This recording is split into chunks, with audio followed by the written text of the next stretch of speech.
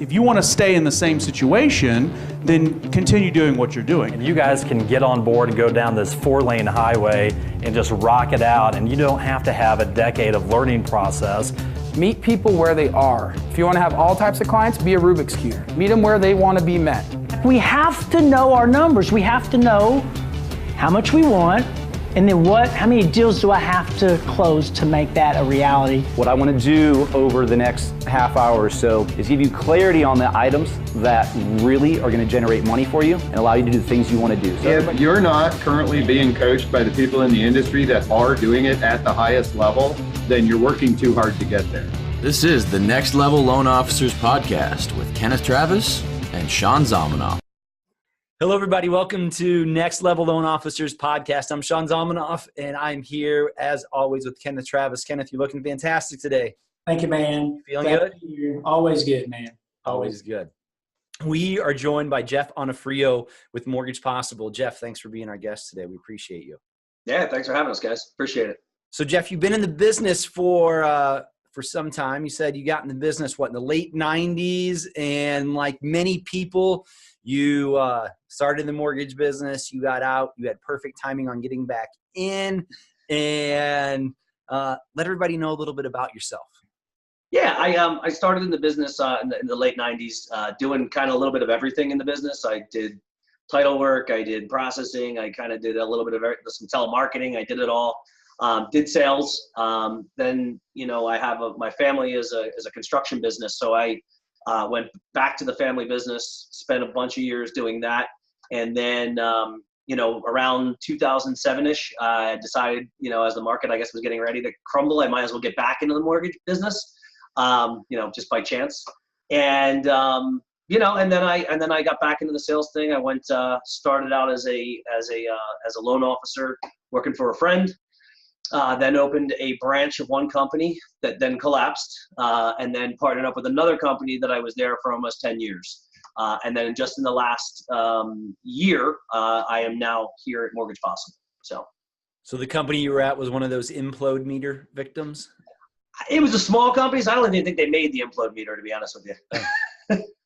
So, man, I'm really curious to go back to 2007. So, I mean, not a bad time to get out of the construction business, but a challenging time shortly thereafter to be in the mortgage world.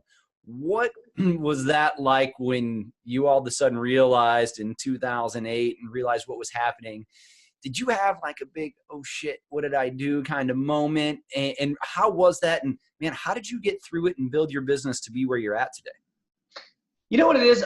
I've always been a fan of when things kind of get hairy, like that's an opportunity to pounce. And, I saw an opportunity at that time that, you're seeing all these properties being foreclosed. You see all this stuff going on. And I just made it my mission to really take what I had learned, in the construction world and then tie it together with the mortgage business. And obviously doing that at the time was specifically FHA 203K. So it gave me the opportunity to combine what I learned as my family business to the mortgage business, and allowed me to, I wasn't really worried. What I was more worried about is making sure I had support from my company to be able to handle doing these loans, because there were very few people out there that really wanted to do them. So I saw it as opportunity. And while a lot of people were kind of, as you said, shitting their pants, to say, I was excited. I saw that as an opportunity, and I always kind of look for those type of opportunities when the market is bad or things are going in the opposite direction. Those are where the best people always seem to come out of and succeed. And isn't that the truth, Kenneth? How many times do we talk to loan officers, branch managers, people who just don't have any idea who their ideal client is? You went into this market, had your niche with your experience, and were able to grow. Yeah, I think it's an underserved idea of people. Everybody wants to be a jack of all trades and a master of none, right? And to really separate yourself from the competition in the market that we're going into, it's been a common theme for us, Jeff, is to really show loan officers that you have to pick a niche, learn everything there is to know about it, and get rich from it, right? And, we have this thing, it's like pick a niche, become a celebrity expert authority in that, in that realm, and let that be. Now, that doesn't mean that you can't do other things. It just means that you're selling. You can still do traditional FHA forward mortgages. You can still do conventional loans, USDA loans, VA loans, but you want to be known for 203K or homestyle or whatever it is that you do, and serving, first-time home buyers, and like for me, a lot of people ask me sometimes, hey, man, what's your ideal client, KT? That's easy. Man, I specialize in helping people purchase a home. Okay, sometimes I even say I specialize first-time home buyers in purchasing a home with little to no money down, even if they have less than perfect credit. Boom, right? It's a challenge credit borrower a lot of times, first-time home buyer with somebody with challenge credit, and that's what I'm known for, right? But I still do 75% of my business, 700 credit score borrowers, right? That I've niched out. So I love that you've kind of taken this approach, and it doesn't matter what niche it is. It's just, every market's different. There's so many niches out there. And I just love the way that you've niched yourself out. I do have another question for you. Do you only do the 203K streamline strictly as the niche, or do you use other renovation products for that as well, like a home style renovation? Yeah. Home style is obviously taken on a much bigger portion of the business, where K was, that was the king for so long. Home style is part of it. We also do VA reno.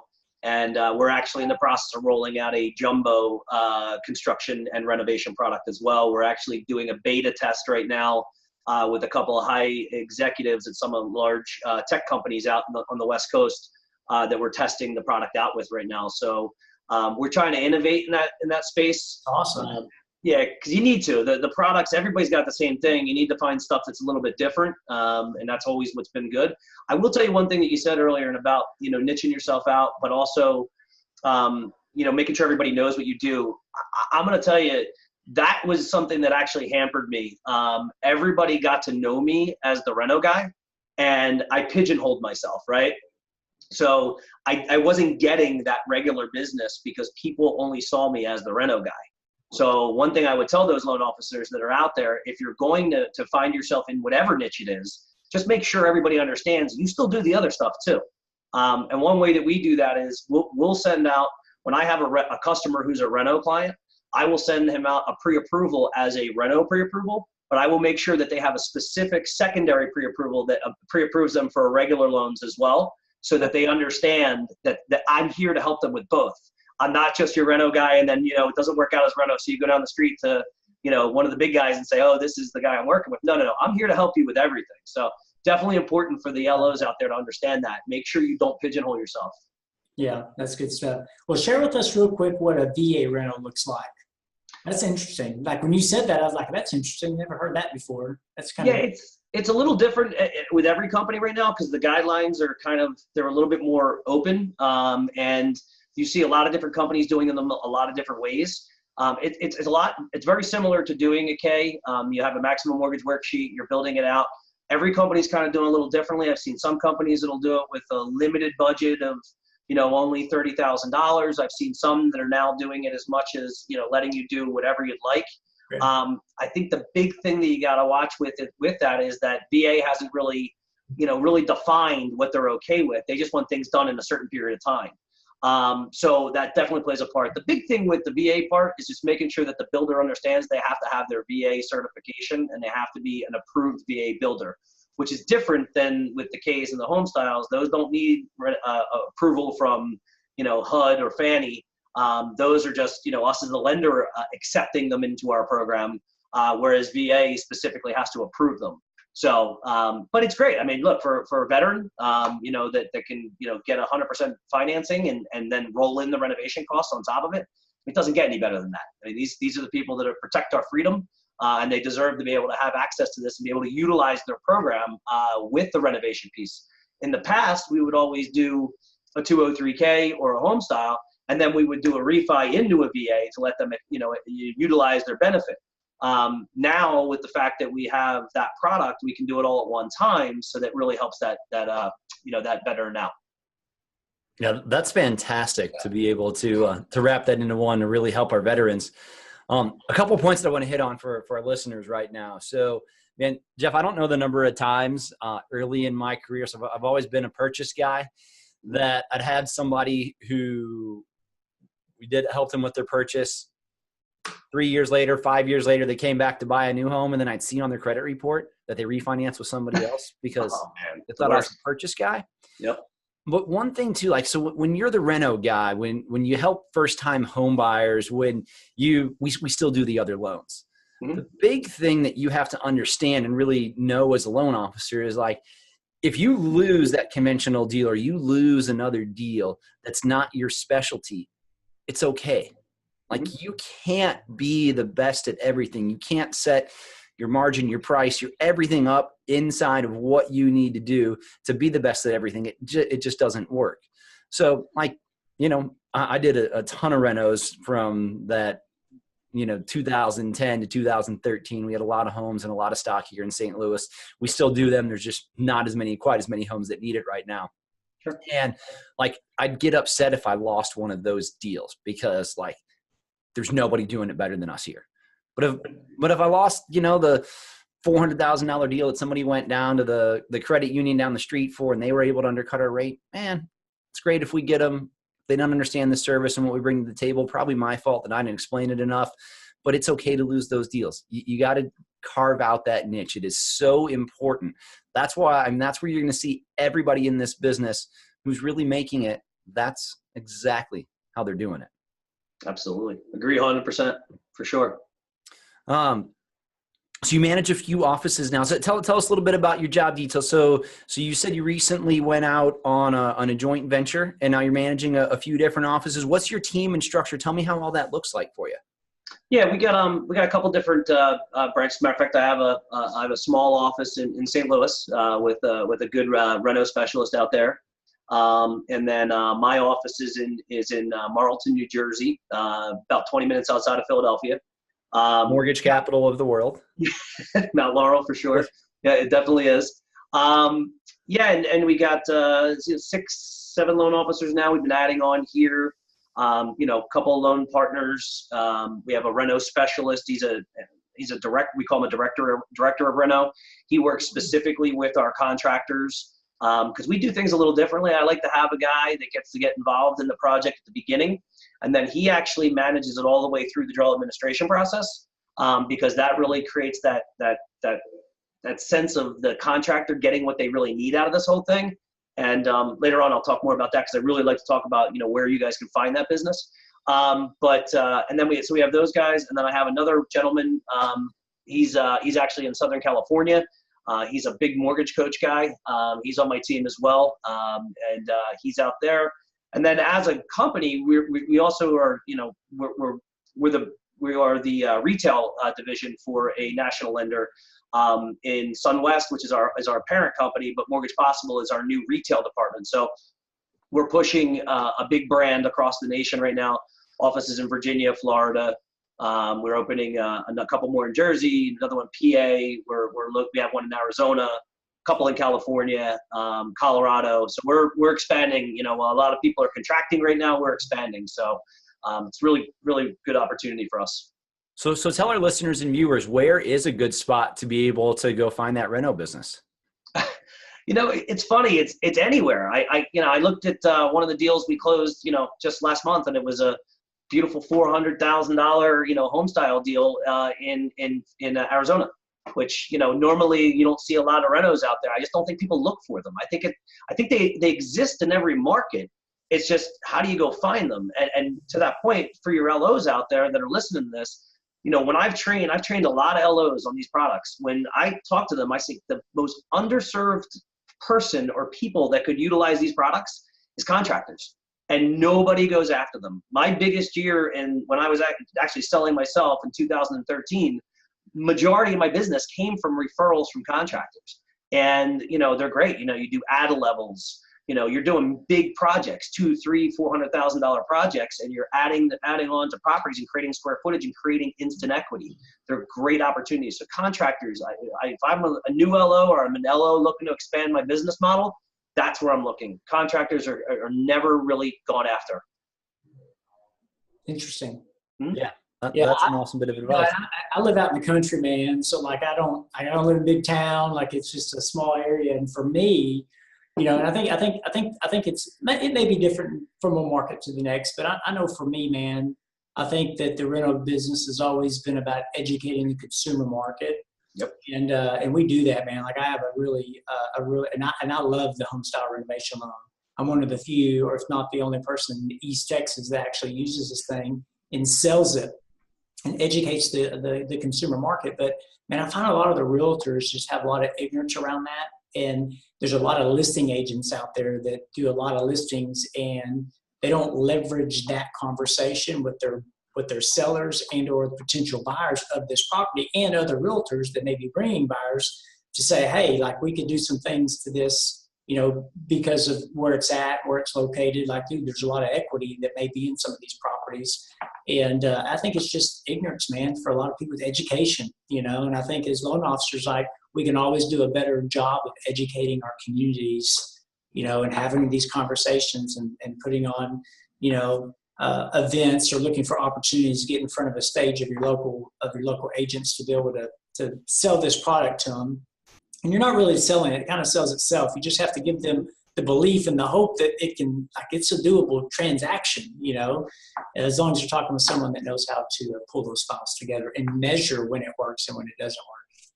Well, HGTV, I don't mean to cut you off, Sean. I was going to say HGTV is selling it for us. Yes. You know what I mean? I mean, that's the biggest, there's a reason why it's the biggest channel on cable TV.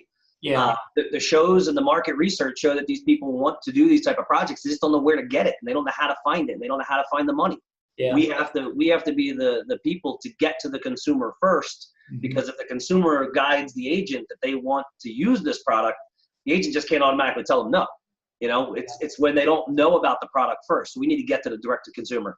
Yeah, that's such a good analogy, man. That's such a good analogy. The HGTV, that's so true. But man, like think about it. Like you can buy a house for $200,000 and get $200,000 to renovate the property. Yep. And put 5% down. What's that? And put 5% down of the entire amount. Yeah. It's just insane.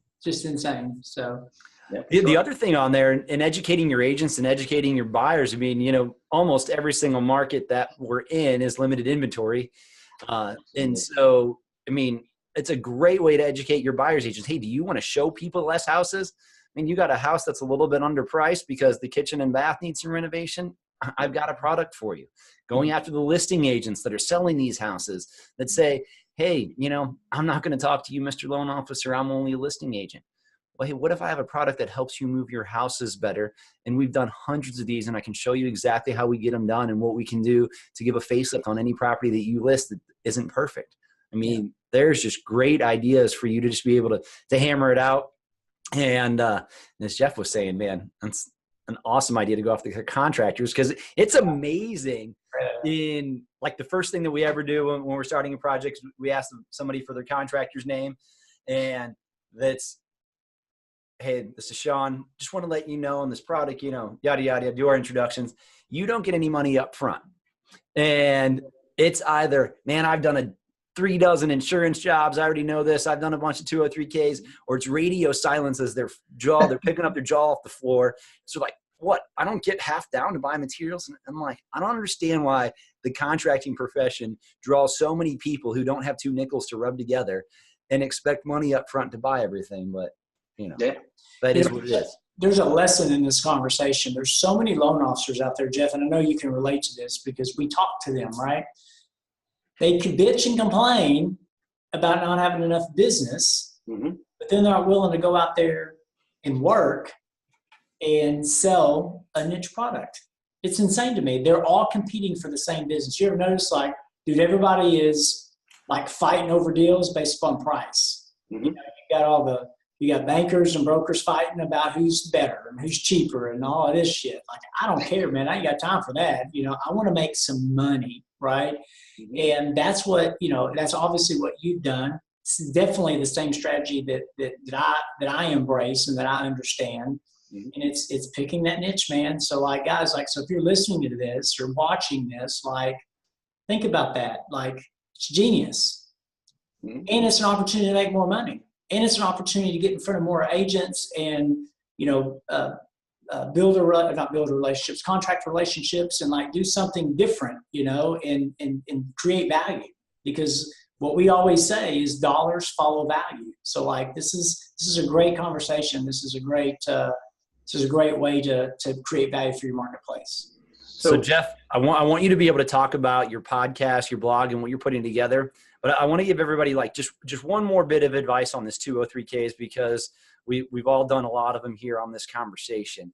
So what I tell the realtors too, when we're explaining the product on this, well, first of all, if you don't know the product as a loan officer, you got to get immersed in it. You have to go do 10 with somebody in your company who's doing them, and just spend the time on the education to be their shadow and really understand how to do it.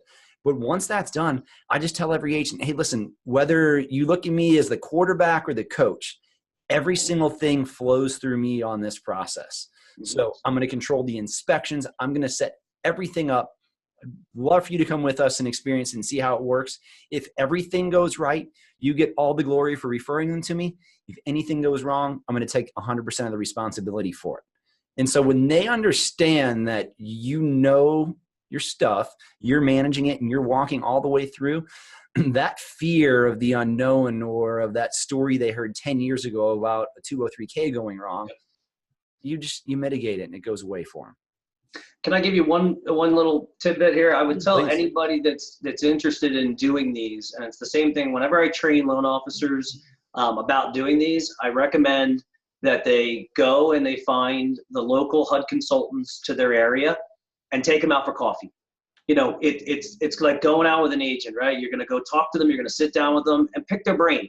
You know, and listen, there are good consultants. There are shitty consultants. I mean, and I don't really care if anybody gets mad at me about it, but it is what it is.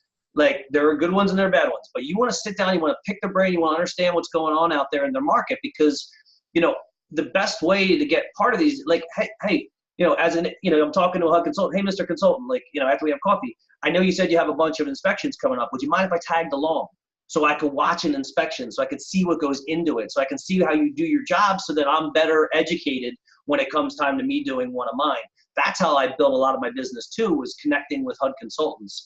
You know, on a home style, you don't really need them as much, but you do want to understand what their job is, and that helps you to build a stronger relationship when you're talking to your agents, because then your agents know you're building a team mentality. When you build the team, it makes it a lot easier for everybody to buy into it.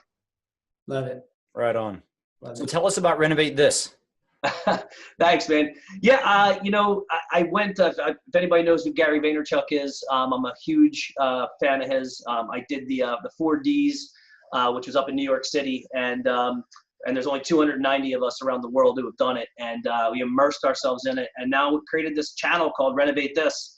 The channel is about showing people how to use renovation loans, how to build wealth using real estate, and it's a non-salesy format, so you're never going to see me promoting Mortgage Possible. I'm not promoting anything, so any loan officer that wants to showing agents that they know how to use Reno, you can feel free to share the content, and it doesn't come back to me. It's about providing value and helping you to build more business, even if I don't even know who you are.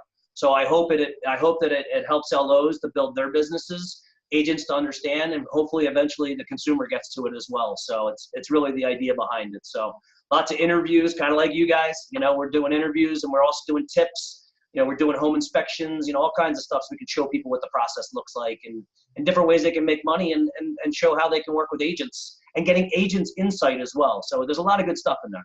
And we're continuing to pump out content. We got over a couple 100 hours worth of content right now, so we're excited to bring it to everybody. Awesome. Thanks for sharing. Yeah, man. KT, you want to send us off? Yeah. So listen, if you're a loan officer out there and you like just have no desire whatsoever to do a renovation loan, and you want to refer it to Jeff, how would someone reach out to you? Yeah, you can just call me. They'd rather eat a fried turd than like do a renovation loan. So, and you're doing them all over the country. So absolutely. You can call me. Pick up the phone and call me. 609-217-9409. On the screen right now is my email address, jeff.onofrio@mortgagepossible.com. And honestly, the other thing too is, even if you have one and you don't know what to do and you don't want to screw it up and you want some advice, call me, man. I'll take the call, and I'll be happy to guide you the best I can. I'm not going to guarantee anything, but I'll be happy to give you some guidance. I'm here to help. I don't mind. I'd rather have you ask me for advice and not screw it up so that we give a bad name to the products than to let it happen and just fall apart. So let me at least give you some guidance. I love it, man. You said I'm here to help. I love that. I have that same mentality. So thank you for saying that.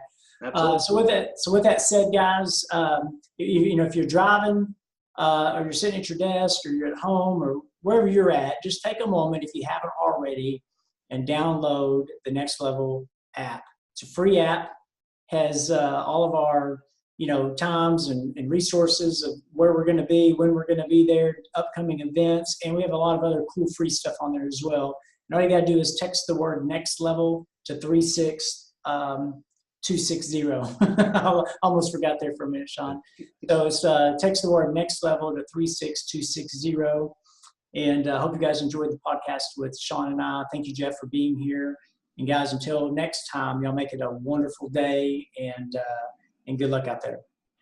Have a great day, y'all. Thank you. Thank you.